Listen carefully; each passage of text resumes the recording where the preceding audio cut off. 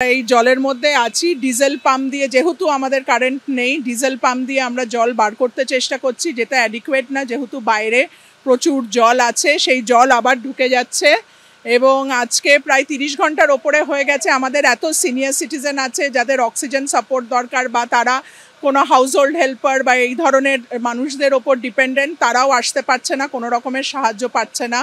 সামারলি আমাদের এখানে একটা সেট আপ আছে, maintenance etcetera, they are giving of their best পুরো তাদের। কিন্তু যে অ্যামাউন্টে ডিলিউজ হয়েছে, যে অ্যামাউন্টে ওয়াটার জমেছে, সেখানে আমাদের internal resource is not sufficient enough. So it becomes mandatory যে আমাদের একটা কেএমসি বা ওই টাইপের সাপোর্ট পাওয়া।